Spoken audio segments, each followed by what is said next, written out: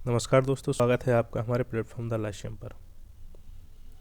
जैसा कि आप जानते हैं कि हमारा प्लेटफॉर्म पूर्ण रूपेण समर्पित है शैक्षणिक उद्देश्यों के लिए, और इस क्रम में हम एक सीरीज लेकर आए हैं आपको कि जो बिगिनर्स हैं और जो तैयारी अभी जिन्होंने आरंभ की है या जो विद्यार्थी तैयारी आरंभ करने के बारे में सोच रहे हैं, उनको ध्यान में रखते हुए एक सीरीज आरंभ की है यहाँ पर हमने, जहाँ बिल्कुल शुरुआती रूप से, बिल्कुल आरंभिक रूप से, बिल्कुल स्टार्टिंग से हमने आपको ये बताया है कि तैयारी के लिए आपको किन किन चीज़ों की आवश्यकता होती है और किन किन चीज़ों का ध्यान रखकर आप तैयारी को शुरू कर सकते हैं और अपनी तैयारी को आरंभ से ही बहुत बेहतर बनाकर अपनी सफलता को सुनिश्चित कर सकते हैं।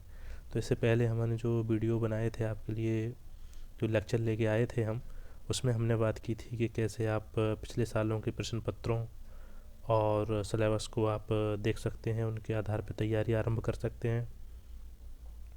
फिर उसके बारे में जो अगला वीडियो था उसमें हमने बात की थी कि प्रारंभिक परीक्षा के सिलेबस के संदर्भ में हमने पूरा वीडियो बनाया था। उसके बाद जो वीडियो था हमारा वह यूपीएससी सीएसई मेंस के सिलेबस का हमने डिस्कशन किया था उस वीडियो में। और उसके बाद हमारा जो वीडियो आया था वह था कि ऐसे और ऑप्शनल विषय का आप चयन कैसे करें, इसके संदर्भ में वीडियो था। तो उसी क्रम में आगे बढ़ते हुए आज हम बात करेंगे कि अब जब हमने सिलेबस समझ लिया है तो हमें यह भी देखना होता है कि हम किन किताबों का चयन करें, क्योंकि यूपीएससी सीएसई जैसा कि मैंने बताया आपको एक लंबी प्रक्रिया है, 1-1.5-2 साल की प्रक्रिया है पूरी, और यह कोई वनडे एग्ज़ाम नहीं है। इसमें आपको लंबा समय देना पड़ता है और पढ़ने के लिए बहुत कुछ है, क्योंकि इसका सिलेबस भी बड़ा है और किताबों की लिस्ट भी आपकी बुक लिस्ट भी आपकी बहुत बड़ी हो सकती है। तो यूपीएससी में जो सबसे महत्वपूर्ण होता है वह यह नहीं है कि आपको पढ़ना क्या है, क्योंकि पढ़ने के लिए बहुत कुछ है। एक विषय पर 10-10 किताबें हैं। अगर आप प्राचीन भारत का इतिहास, मध्यकालीन भारत का इतिहास, आधुनिक भारत के इतिहास की ही बात करें तो इसी पर ही 10-10 किताबें, 20-20 किताबें बाज़ार में उपलब्ध हैं। लोग आपको सलाह भी दे देते हैं कि जाइए ये किताबें पढ़ लीजिए। तो यूपीएससी की तैयारी में जब आप इस तैयारी में आना चाहते हैं तो यहाँ ज़रूरी यह नहीं है कि क्या पढ़ना है, क्या पढ़ने से ज़्यादा ज़रूरी यह हो जाता है कि आपको क्या नहीं पढ़ना है। समझ रहे हैं आप मेरी बात? कि अगर आपने यह देख लिया और यह डिसाइड कर लिया कि इन चीज़ों को हमें नहीं पढ़ना है, और आपने एक बुक लिस्ट तैयार कर ली, एक बुक लिस्ट तैयार कर ली आपने कि भाई हमें इन इन चीज़ों को ही पढ़ना है, इन इन किताबों को, इन इन सोर्सेज को, इन इन रिसोर्सेज को ही पढ़ना है, तब आपकी सफलता जो है वो बहुत आसान हो जाती है और सुनिश्चित हो जाती है। तो यूपीएससी की तैयारी अगर आप आरंभ कर रहे हैं और आप आरंभ कर चुके हैं, और जो व्यक्ति पिछले कई सालों से अगर सफल नहीं हो पा रहे हैं, तो उनके लिए मैं यही सलाह उन्हें देना चाहूँगा कि आप ये मत देखें कि हमें क्या पढ़ना है। सबसे पहले आप यह डिसाइड करें कि वह कौन सी चीज़ें हैं जो आपको छोड़नी है। ठीक है? अगर आप, जैसे कि मान लीजिए, एक उदाहरण से मैं आपको यहाँ समझाता हूँ कि जब आपसे कोई कहता है कि आप एकांत में जाइए, तो एकांत का मतलब क्या होता है? एक और अंत, यह 2 शब्दों से मिलकर बना है एकांत। एक का भी जहाँ अंत हो जाता है उसे एकांत कहते हैं। जहाँ आप अपने आप का भी अस्तित्व महसूस नहीं करते हैं उसे एकांत कहा जाता है। तो आपको क्या है, कहते हैं कि ध्यान लगाइए। ध्यान लगाने का मतलब क्या है? कि ध्यान हटाना है। जब कोई आपसे ये कहता है कि आप सुबह सुबह उठ के ध्यान लगाइए, तो ध्यान लगाने का आशय क्या होता है? ध्यान लगाने का आशय होता है कि अपने आसपास का जो वातावरण है, आपके आसपास जो घटनाएं घटित हो रही हैं, या आपके आसपास जो भी सामाजिक क्रिया हो रही हैं, उन क्रियाओं से आपको ध्यान हटाना है। ध्यान लगाने का आशय ही है कि ध्यान को हटाना है। एकांत में जाने का आशय ही है कि जो आप भी अपने आप से जुड़े हुए हैं उसको समाप्त कर कर आप बिल्कुल एकदम से स्वतंत्र हो जाएं। तो उसी प्रकार जब आप यूपीएससी की तैयारी करते हैं तो यह भी एक तपस्या है। तो इस तपस्या में आपको यह देखना है कि किन चीज़ों को हमें छोड़ना है। अगर आपने यह समझ लिया कि इन चीज़ों को हमें छोड़ना है और आपने एक निश्चित बुक लिस्ट तैयार कर ली कि भाई इन इन किताबों को हमें पढ़ना है, तो आपकी सफलता सुनिश्चित हो जाती है। क्योंकि यूपीएससी का जो पाठ्यक्रम है या पूरी यूपीएससी की जो पूरी प्रक्रिया है, उसमें आपको पढ़ने से ज़्यादा आपके रिवीजन डिसाइड करता है आपकी सफलता को। क्योंकि कोई भी चीज़ अगर आप रिवाइज करते हैं जब बार बार, तभी जाकर आपको वो चीज़ याद रहती है। जैसे आपने एक, मैं यह प्रसंग और आपके सामने रखता हूँ या आपके समक्ष प्रस्तुत करता हूँ कि जब बुद्ध, जो हमारे गौतम बुद्ध थे, उन्हें जब ज्ञान की प्राप्ति हुई, तो ज्ञान की प्राप्ति होने के बाद उन्होंने कुछ हफ्तों तक रिवीजन किया। समझ रहे हैं कि बुद्ध को जो ज्ञान की प्राप्ति हुई तो उन्होंने कुछ हफ्तों तक अपने ही ज्ञान का रिवीजन किया, और उसके बाद फिर जब उन्होंने अपने ज्ञान को कंठस्थ कर लिया तब उन्होंने कहा कि अब मैं जाकर लोगों के सामने अपने ज्ञान को प्रस्तुत कर सकता हूँ जो कि ज्ञान मुझे प्राप्त हुआ है। तो बुद्ध जैसे महापुरुष को जब अपने ज्ञान की प्राप्ति के जो उन्हें कैवल्य प्राप्त हुआ था उसका रिवाइज करना पड़ा, उसका रिवीजन करना पड़ा, तो फिर हम तो एक छोटे से नादान से परिंदे हैं, और लौट के अगर आपको घर जाना है तो निश्चित रूप से आपको रिवीजन करना ही पड़ेगा।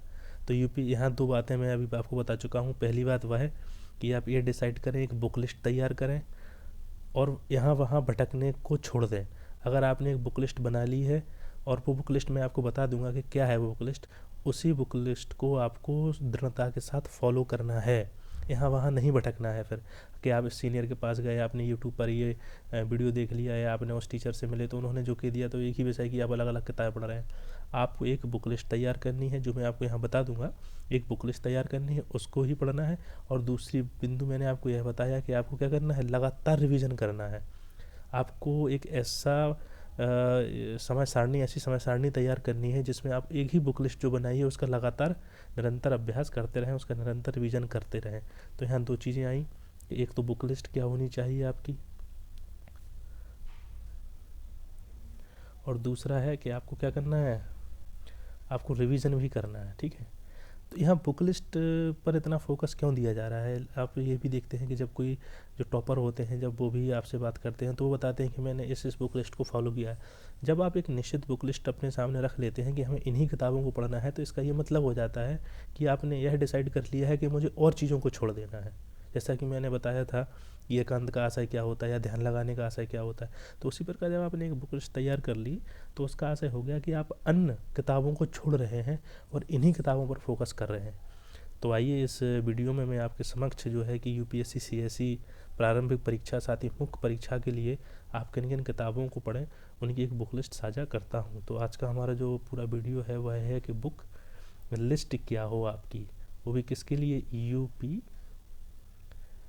एससी सीएसई प्रारंभिक एवं मुख्य परीक्षा के संदर्भ में क्या बुक लिस्ट हो।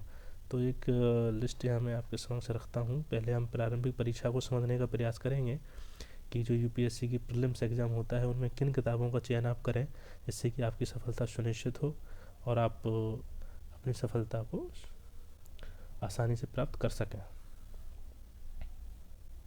तो देखिए ये एक मैंने एक बुक लिस्ट आपके समक्ष प्रस्तुत की है। तो इस बुक लिस्ट में चलिए हम बात कर लेते हैं कि किन किन चीज़ों को पढ़ना है। तो ये है book list for UPSC CSE prelims exam के लिए है ये आपकी, ठीक है, पीटी, जिसे हम पीटी कहते हैं। जैसा मैंने आपको इससे पहले जो वीडियो बनाया था उसमें बताया था कि पीटी में 2 पेपर होते हैं, जनरल स्टडी का होता है और सीसेट का होता है। सीसेट आपका केवल क्वालिफाइंग होता है। तो उसका मैंने इससे पहले जो वीडियो बनाया था उसमें सिलेबस पूरा आपको बता दिया था। तो हम बुक लिस्ट की बात करते हैं। जैसे कि इसमें कहा गया है कि हिस्ट्री, ज्योग्राफी और आपकी पॉलिटी के लिए आप एनसीईआरटी पढ़ सकते हैं, एनसीईआरटी, ठीक, कक्षा 8 से लेकर 12वीं तक। ये इंग्लिश मीडियम और हिंदी मीडियम दोनों माध्यम के विद्यार्थी इस बुक लिस्ट को फॉलो कर सकते हैं। तो हिस्ट्री, ज्योग्राफी और पॉलिटी मतलब कि इतिहास, भूगोल और भारतीय शासन और राज्य व्यवस्था के लिए आप एनसीईआरटी को सबसे प्राइमरी तो एनसीईआरटी ही रखें आप। फिर है कि एक आता है स्पेक्ट्रम, आधुनिक भारत का इतिहास, वो स्पेक्ट्रम रखें आप, आधुनिक भारत के लिए स्पेक्ट्रम रखें। इसके साथ ही आप बिपिन चंद्रा की पढ़ सकते हैं, इंडिया स्ट्रगल फॉर इंडिपेंडेंस, ठीक है। और ये है कि physical geography by Leong, J C Leong, क्योंकि ये किताब इंग्लिश में आती है, हिंदी में नहीं आती है। तो जो हिंदी माध्यम के विद्यार्थी हैं वह क्या कर सकते हैं कि ज्योग्राफी के लिए लियोंग की जगह आप जो किताब ना लेके आप एनसीईआरटी ही फॉलो कर सकते हैं। ज्योग्राफी के लिए कक्षा 9, 10, 11, 12 की एनसीईआरटी अगर आपने पढ़ ली और उसको समझ लिया तो आपकी ज्योग्राफी पीटी और मेंस दोनों के लिए इनफ है इतना। फिर इंडियन पॉलिटी के लिए आप लक्ष्मीकांत पढ़ सकते हैं। इंडियन इकोनॉमी के लिए आप रमेश सिंह पढ़ सकते हैं। चूँकि रमेश सिंह एक थोड़ी मोटी किताब और भारी किताब हो जाती है, तो जो बिगनर हैं वो रमेश सिंह की जगह किसी क्लास का नोट्स पढ़ सकते हैं, किसी भी क्लास का। मार्केट में बहुत सारे नोट्स उपलब्ध होते हैं, आप वो पढ़ सकते हैं। या फिर एनसीईआरटी पढ़ सकते हैं आप 9th, 10th और 11th की। आपको माइक्रो इकोनॉमिक्स की एनसीईआरटी नहीं पढ़नी है, आपको मैक्रो इकोनॉमिक्स की एनसीईआरटी पढ़नी है।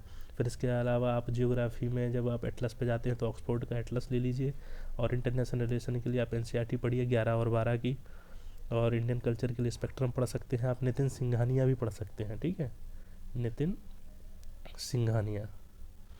और NIOS के नोट्स जो आते हैं, जैसे आर्ट एंड कल्चर पे भी इसका नोट्स आता है, बहुत सारे नोट्स आते हैं, तो आप ये समझ सकते हैं।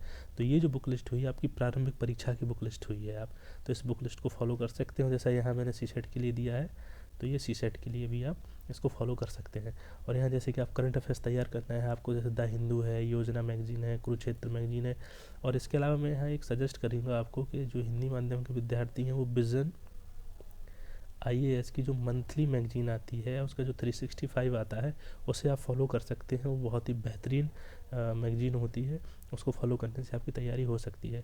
तो ये जो बुक लिस्ट है वो प्रारंभिक परीक्षा के लिए है, PSC CSE प्रारंभिक परीक्षा की यह बुक लिस्ट है। आप इस बुक लिस्ट को फॉलो कर सकते हैं और अपनी प्रारंभिक परीक्षा की तैयारी को सुनिश्चित कर सकते हैं। तो ये हमारी बात हुई प्रारंभिक परीक्षा UPSC CSE प्रारंभिक परीक्षा की बुक लिस्ट की। अब हम बात करते हैं कि UPSC CSE का जो आपका मेन एग्ज़ाम होता है, मुख्य परीक्षा होती है, उसके सिलेबस की बात कर लेते हैं। सॉरी, सिलेबस की नहीं, हम उसकी किताबों की बात कर लेते हैं कि किन किन किताबों को आपको उसमें फॉलो करना है, किन किन किताबों को पढ़ना है, ठीक है। तो ये जैसा मैंने बताया था कि UPSC का आपका जो CSE का मुख्य एग्ज़ाम होता है, मुख्य परीक्षा होती है, उसमें 4 पेपर होते हैं। तो सबसे पहले हम बात करते हैं GS के फर्स्ट पेपर की, ठीक है। तो GS के फर्स्ट पेपर में आप आर्ट एंड कल्चर के लिए नितिन सिंघानिया पढ़ सकते हैं, CCRT की वेबसाइट देख सकते हैं, ठीक है। ये होता है आपका कल्चरल रिसोर्सेज एंड ट्रेनिंग की जो वेबसाइट होती है, उसको देख सकते हैं आप। वर्ल्ड हिस्ट्री चूँकि इंग्लिश में होती है तो आप NCERT इसकी जगह रख सकते हैं वर्ल्ड हिस्ट्री के लिए 11th एंड 12th की। पोस्ट इंडिपेंडेंस के लिए आप 12th की NCERT देख सकते हैं। और सिंस इंडिपेंडेंस ये टॉपिक है आपका, इसमें 9th 10th की NCERT रख सकते हैं आप। और ये नहीं करना है आपको, सोसाइटी के लिए आप इंडियन सोसाइटी की किताब रख सकते हैं, ठीक है, जो NCERT है आपकी 12th क्लास की। इसमें ज्योग्राफी का भी एक पोर्शन होता है, तो ज्योग्राफी के लिए आप 9th 10th 11th 12th की NCERT फॉलो कर सकते हैं। तो ये हुई आपकी बुक लिस्ट GS पहले पेपर की। और अब हम आपके साथ शेयर करता हूँ मैं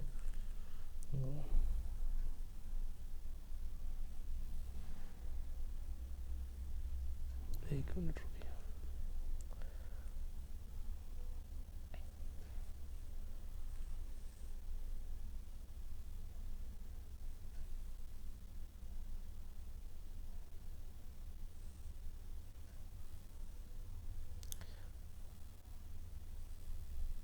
जी हाँ, ये देखिए आप, ये है आपका GS का सेकंड पेपर मेंस एग्जाम के लिए। तो पॉलिटी के लिए आप DT बसु पढ़ सकते हैं और लक्ष्मीकांत भी पढ़ सकते हैं। बिल्कुल लक्ष्मीकांत ही पढ़िए, DT बसु तो आप ऑप्शनल रखिए, क्योंकि DT बसु में कुछ कॉन्सेप्चुअल समझाया गया है तो उसको समझ सकते हैं। गवर्नेंस के लिए लक्ष्मीकांत है आपकी, योजना पढ़ सकते हैं, सेकंड ARC की रिपोर्ट पढ़ सकते हैं। इंटरनेशनल रिलेशन के लिए आप क्या कर सकते हैं, कंटेम्प्रेरी वर्ल्ड पॉलिसी की जो NCERT है। साथ ही आप जैसे मैंने बताया था कि आप प्रारंभिक परीक्षा में जब करंट अफेयर्स तैयार करते हैं तो विजन की मैगजीन मंथली पढ़ सकते हैं आप, और 365 पढ़ सकते हैं। तो ये जो वो आपकी मैगजीन है, उससे आपके जो IR के अन्य पोर्सन हैं वो भी तैयार हो जाते हैं, ठीक है। अब हम बात करते हैं थर्ड पेपर की।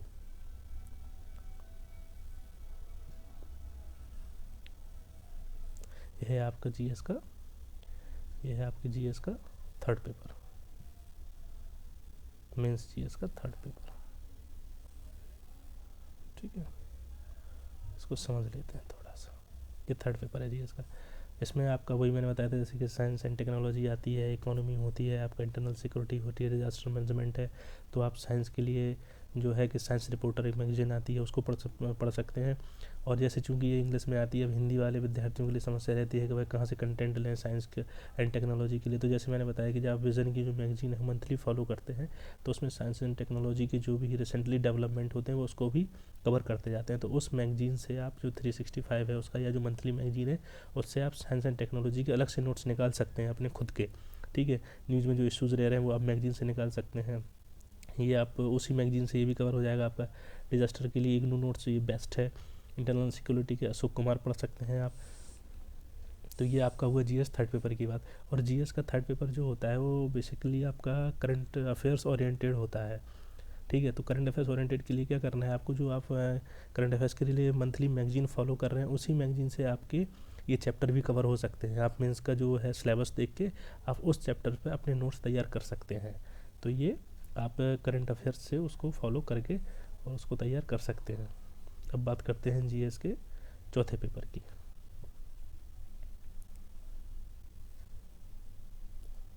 हाँ, जीएस का जैसे मैंने बताया था चौथा पेपर जो होता है वो आपका एथिक्स, एप्टीट्यूड और इंटीग्रिटी का होता है। ठीक है, एथिक्स का पेपर होता है आपका। तो एथिक्स के लिए आप, ये चूँकि इंग्लिश मीडियम के विद्यार्थियों के लिए है, तो हिंदी माध्यम के विद्यार्थियों के लिए मैं बता दूं कि आप जो से दृष्टि आईएएस का क्लास नोट्स लेके प्रिंटेड नोट्स मार्केट में मिलता है उसको पढ़ सकते हैं। साथ ही आप पतंजलि आईएएस जो क्लास है उसका नोट्स भी पढ़ सकते हैं। तो उससे आपका ये तैयार हो जाएगा। ठीक है, और ऐसे के लिए तो मैंने आपको एक पूरा लेक्चर बनाया है, उसमें जाके आप ऐसे पढ़ सकते हैं। तो चूँकि ये बात हमारी जो हुई है वो यही है कि आप जब यूपीएससी, सीएसई प्रारंभिक परीक्षा या मुख्य परीक्षा की तैयारी कर रहे हैं तो उसके लिए आपकी बुक लिस्ट हुई, और इस पूरी बुक लिस्ट में अगर हम जो मोटा मोटी अगर देखें कि इसका क्रक्स निकल के क्या आता है, निष्कर्ष निकल के क्या आता है, तो निष्कर्ष निकल के यही आता है कि आप जो है एनसीईआरटी जो है उनको आप बेसिक बनाएं। सबसे पहले आप एनसीईआरटी उठाएं और एनसीईआरटी को पढ़ें और एनसीईआरटी को समझें और एनसीईआरटी को सिलेबस के साथ कनेक्ट करें। क्योंकि एनसीईआरटी में क्या है कि जब आप एनसीईआरटी पढ़ते हैं तो एनसीईआरटी इस स्तर पर लिखी गई है कि लिखते समय उसमें यह ध्यान रखा गया है कि जो छोटी क्लास के बच्चे हैं उन्हें अवधारणा को कैसे समझाया जाए। तो इसमें तथ्य के साथ साथ अवधारणा भी है। तो सबसे पहले आप एनसीईआरटी पढ़ें, फिर एनसीईआरटी के साथ कोई भी एक रेफरेंस बुक रख सकते हैं आप। ठीक है, जैसे मैंने बताया कि मॉडर्न हिस्ट्री के लिए आप स्पेक्ट्रम रख सकते हैं, आर्ट एंड कल्चर के लिए नितिन संघानिया रख सकते हैं। तो इससे एक प्रकार की आप एक रेफरेंस बुक रख सकते हैं। तो बेसिक आपका एनसीईआरटी हो गया, उसके अलावा एक रेफरेंस बुक हो जाती है, और उसके अलावा करंट अफेयर्स से भी आप जो भी आपके अपग्रेड हो रहे हैं, जो नए नए इशूज़ आ रहे हैं, साइंस एंड टेक्नोलॉजी में है, डिजास्टर मैनेजमेंट में है। तो मैंने बताया जैसे विजन आईएएस की जो मंथली मैगजीन है उसका जो 365 है उससे आप उन बिंदी को कवर कर सकते हैं। तो ये बात हमारी रही बुक लिस्ट पर कि आप किन किन किताबों का चयन कर सकते हैं अपनी तैयारी के आरंभ के लिए। तो इस पूरी सीरीज़ में मैंने आपको क्रमशः बताया है कि आप अपनी तैयारी को कैसे आगे बढ़ा सकते हैं और कैसे आप अपनी तैयारी को अपनी सफलता में सुनिश्चित कर सकते हैं। तो मेरा प्रयास ऐसे ही रहेगा कि आने वाले समय में आपको समझाता रहूं। और एक बात और, कुछ लोगों ने मुझसे कहा है कि सर आप जो भी वीडियोस बना रहे हैं और जितने ही वीडियोस आपने बनाए हैं, किसी वीडियो में आपने ये नहीं कहा है कि लाइक करिए, सब्सक्राइब करिए। तो देखिए, मैं यही कहना चाहूँगा कि मुझे ये बहुत अच्छा नहीं लगता है, और मैं जब सुनता भी हूँ यूट्यूब पर या कहीं भी कि लोग कहते हैं कि लाइक करिए, सब्सक्राइब करिए, तो मुझे व्यक्तिगत रूप से यह पसंद नहीं है। तो ना ही मैं आपसे यह अनुरोध करूँगा कि लाइक करिए, सब्सक्राइब करिए। मैं बस यही चाहता हूँ कि मैं आपको एक अच्छा से अच्छा कंटेंट उपलब्ध करा सकूँ। अगर आपको कंटेंट उपलब्ध होगा अच्छे से अच्छा, तो आप निश्चित रूप से स्वयं ही उसको लाइक करेंगे और सब्सक्राइब करेंगे। तो आप हमारे साथ ऐसे जुड़े रहिए, आगे बढ़ते रहिए, और इसके बाद हम नए नए वीडियो लाएंगे और विभिन्न पाठ्यक्रमों को इस चैनल पर शुरू करेंगे। धन्यवाद।